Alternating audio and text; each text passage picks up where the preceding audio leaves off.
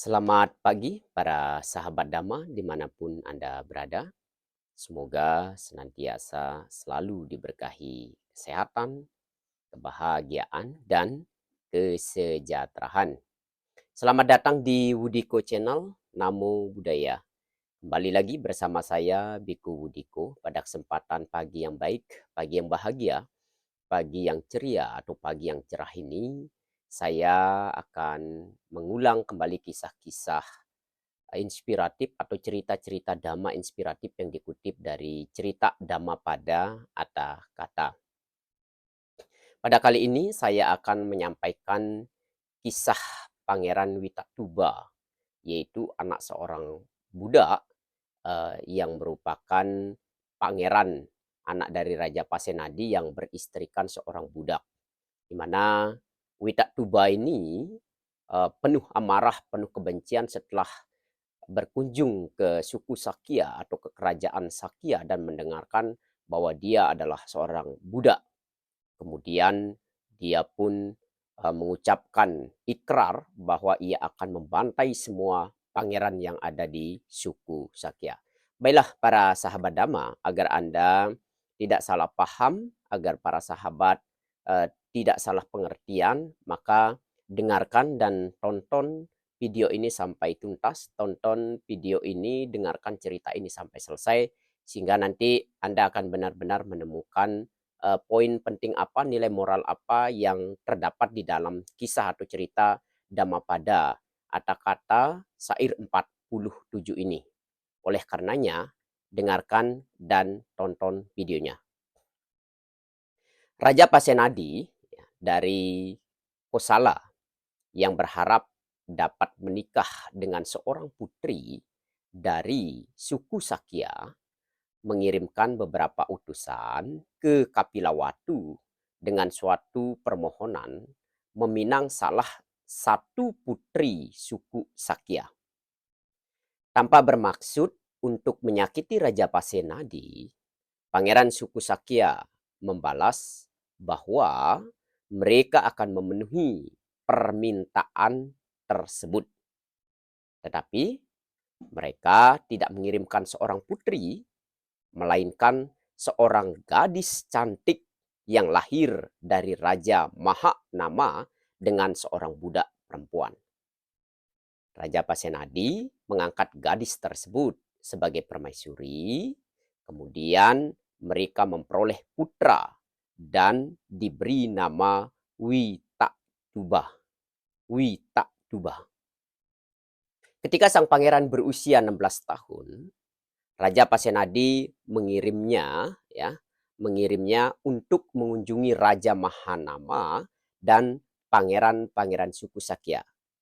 Di sana sang pangeran atau Witatuba ini diterima dengan ramah, diterima dengan baik.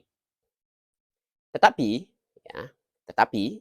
semua pangeran suku Sakya yang lebih muda dari Witatuba, yang lebih muda dari pangeran Witatuba, telah pergi ke suatu desa karena mereka tidak akan memberikan penghormatan kepada pangeran Witatuba. Nah, setelah tinggal beberapa lama atau beberapa hari di Kapilawatu, di kerajaan Kapilawatu, Witatuba dan rombongannya berniat untuk pulang atau untuk kembali ke kerajaannya. Segera setelah sang pangeran dan rombongannya pergi, seorang budak wanita mencuci atau membersihkan tempat-tempat di mana pangeran Witatuba ini duduk dengan susu. Dia juga mengutuk sambil berteriak. Wanita yang membersihkan tempat-tempat duduknya Witatuba ini mengutuk sambil berteriak, ini adalah tempat di mana putra seorang budak telah duduk. Waktu itu, salah seorang pengikut Witatuba kembali untuk mengambil barang yang tertinggal. Dan kebetulan mendengar apa yang diucapkan oleh gadis tersebut. budak wanita itu juga mengatakan bahwa Ibu Witatuba Wasak Bakaktia adalah putri dari seorang budak wanita milik Mahanama. Ketika Witatuba diberitahu tentang kejadian tersebut, dia menjadi sangat marah dan mengatakan bahwa suatu hari nanti dia akan menghancurkan semua suku Sakya. Untuk membuktikan ucapannya, ketika Witatuba menjadi raja, ya, ketika sudah diangkat menjadi raja, dia menyerbu dan membunuh semua suku Sakya, terkecuali beberapa orang yang bersama Raja Mahanama. Nah, dalam perjalanan pulang, Witatuba dan pasukannya berkemah di muara sungai Acirawati.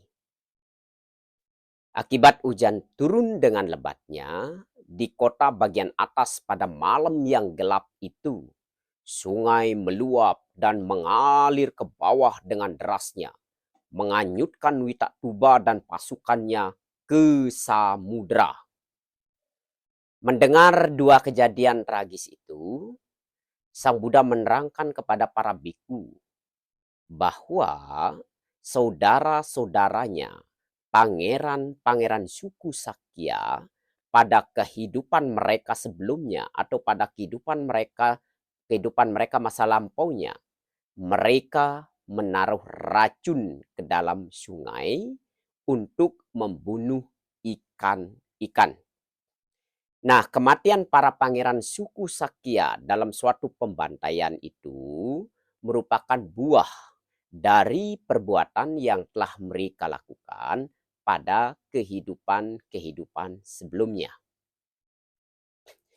Berkaitan dengan kejadian yang menimpa Witatuba dan pasukannya, Sang Buddha mengatakan, bagaikan banjir besar menghanyutkan penduduk desa pada sebuah desa yang tertidur.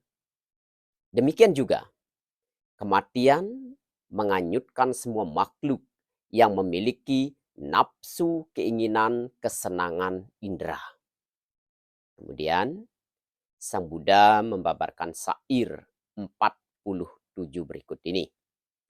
Orang yang mengumpulkan bunga-bunga kesenangan indera, yang pikirannya kacau, akibat diseret oleh kematian, bagaikan banjir besar menghanyutkan sebuah desa yang tertidur. Saya ulangi lagi syair dari 47 yang disampaikan Buddha kepada para biku ini. Orang yang mengumpulkan bunga-bunga kesenangan indera yang pikirannya kacau akan diseret oleh kematian bagaikan banjir yang menghanyutkan sebuah desa yang tertidur. Nah, para sahabat Dhamma, dimanapun Anda berada, nilai moral atau poin penting yang diajarkan oleh Buddha di dalam kisah atau cerita ini mengajarkan kepada kita perbuatan apapun yang kita lakukan, baik yang kehidupan sebelumnya, selama perbuatan buruk tersebut belum terselesaikan, kita membuat satu kebajikan, maka akibat dari perbuatan buruk tersebut akan terus bisa diterima, akan terus mengakibatkan hasil seperti pembantaian pangeran-pangeran suku Sakya tersebut karena akibat dalam kehidupan lampaunya meracuni ikan-ikan yang di sungai tersebut, di mana itu mengakibatkan mereka dibantai. Ya, akibatnya mereka dibantai. Jadi di sini juga kita diajarkan jangan hanya karena kesenangan indera kemudian kita memuaskan indera-indera kita, menuruti semua keinginan-keinginan rendah kita yang hanya sifatnya sementara, tetapi mengakibatkan penderitaan yang panjang. Oleh karenanya, mari dengan kita mengetahui kisah dan cerita ini, untuk kita senantiasa selalu hati-hati, selalu waspada, selalu penuh perhatian, sehingga kita senantiasa selalu penuh hati-hati, selalu waspada di dalam berpikir, berucap, ataupun bertindak di dalam kehidupan ini. Karena perbuatan buruk kecil apapun itu akan tetap menghasilkan akibat. Nah, seperti di dalam syair yang disampaikan oleh Buddha tersebut, mereka yang menuruti keinginan nafsu indera mereka atau pikiran-pikiran yang kacau akan diseret oleh kematian, bagaikan banjir besar menghanyutkan sebuah desa yang tertidur. Jadi jangan sampai karena keinginan-keinginan sesaat, keinginan-keinginan sejenak, kita memuaskan nafsu keinginan kita, tetapi justru memunculkan penderitaan yang panjang. Dan di sini juga kita diajarkan jangan mudah terprovokasi, jangan mudah muncul kebencian dan ketidaksenangan terhadap orang lain. Ya. Oleh karenanya, mari kita para sahabat Dhamma selalu waspada, selalu penuh hati-hati ya setelah kita mendengarkan tentang hukum sebab akibat ini ya, setelah kita mendengarkan cerita tentang Wita Duba ini ya, yang mana kehidupan-kehidupan lampau yang pernah dilakukan itu akan terbawa juga di dalam kehidupan ini. Dan perbuatan buruk yang pernah kita lakukan itu tidak akan pernah bisa disembunyikan. Tidak akan pernah bisa disembunyikan. Ya, karena ketika perbuatan buruk itu belum selesai terbayarkan, maka selama itu juga kita akan terus mengalami atau akan menerima akibat dari perbuatan buruk.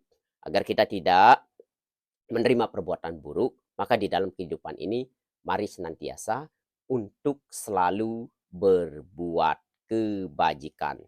Senantiasa selalu berbuat baik.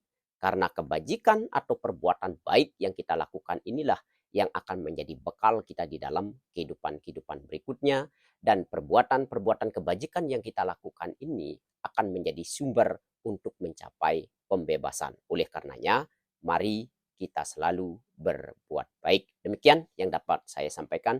Semoga bisa menginspirasi para sahabat Dhamma dan semoga para sahabat Dhamma senantiasa selalu memiliki keyakinan kepada Buddha, Dhamma, dan Sangha. Sabi